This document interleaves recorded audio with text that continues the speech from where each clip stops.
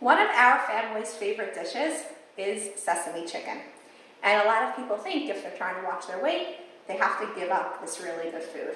And that's not necessarily the case. It's not about eliminating the foods you love, but about finding healthier ways to include them. So today I'm going to show you one of my favorite ways to healthify sesame chicken. And starting with some boneless, skinless chicken breast. And I use this instead of the processed stuff, and so should you, because it's much healthier. This is just regular chicken breast, and I've got it cut two ways, and I'll explain why in a bit. So we have here chicken nuggets, which are cut a little bit more finely, and then chicken cutlets, which you got more chicken per piece. And the reason that I'm showing it to you both ways is because everybody loves the breadcrumbs, the sauce, and things like that. But when you are making your sesame chicken from nuggets, you're actually getting a lot more starch and a lot more of the sauce per ratio of protein. So you're better off, if you don't mind the difference, going with the cutlets. But today I'm going to be making both because we have a little bit of a split of opinion in the family, and some people like one way, some people like it the other way. So I'm going to be making it both ways. And whenever you're trying to healthify something, it's really important to not go too extreme. So if you're going to be eliminating everything that you love about sesame chicken, including the breading and everything, you're going to be left with a product that's really tasteless. So whenever you're trying to healthify things, you want to do it slowly. You know, like so the way we're making it healthier today, first and foremost, is we're going to be baking it. We're not going to be deep frying it. And so you don't want to also be going to whole wheat breadcrumbs and finding other ways to cut back on it, because that swap from making it deep fried to making it baked is going to already save us so many calories, so much of the unhealthy fat, that it's going to be a worthwhile swap. So I'm starting here with an egg, and we're just going to scramble it real quick.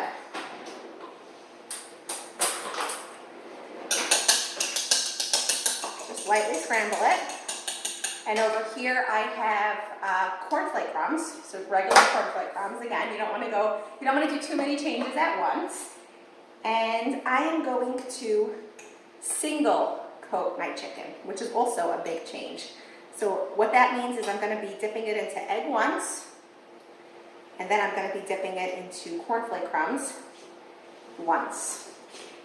This is opposed to people that do the double breading. So a lot of people do eggs, cornflake crumbs, eggs, cornflake crumbs. That gives you a double layer of cornflake crumbs. And breadcrumbs, as much as they're delicious, they also do add a lot of calories because it's a lot of starch, very densely packed into it's finely ground. So the less crumbs you could put on it, the better off you are. So again, just single breading it very lightly, placing it in the pan. I have here two pans. I'm just going to show you a couple nuggets. You'll see the nuggets take away more of that cornflake crumb mixture because the entire surface of the nuggets is going to be coated. So you're going to be getting a lot more cornflake crumbs if you use chicken nuggets, which is why, if you don't mind the difference, I always recommend using a bigger cut or the cutlets. So let's see here, just gonna roll it around, try to get it coated, but again single coated because double coating it will add twice the amount, actually not twice, about 1.5% of the amount of breadcrumbs that you'd otherwise be using. And I have here two different pans. The reason I'm separating it out depending on how big the chicken cutlets are is because I don't want to be overcooking my chicken cutlets, and the smaller the cut of meat, the less cooking time it actually needs. Okay, so I'm going to be finishing this up. Notice I lined my pans with parchment paper.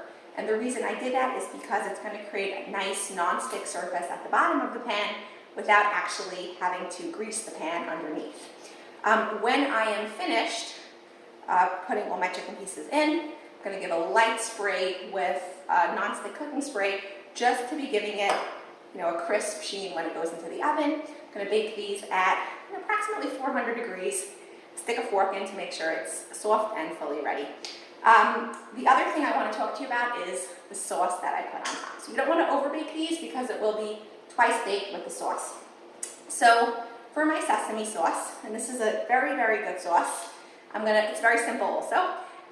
We're gonna mix together ketchup and some apricot jam over here.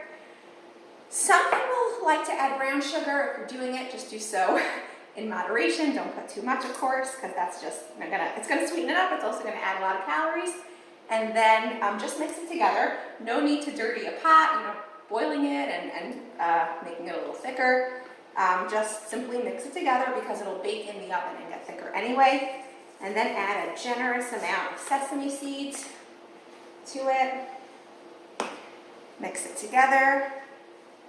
And then you are going to pour this over the chicken after it's baked. Throw it back into the oven until it's nice and crisp. Very simple, hardly dirties pans. And it's a lot healthier because we're saving on the deep frying, we're saving on the double breading. And I hope you enjoy this as much as we do.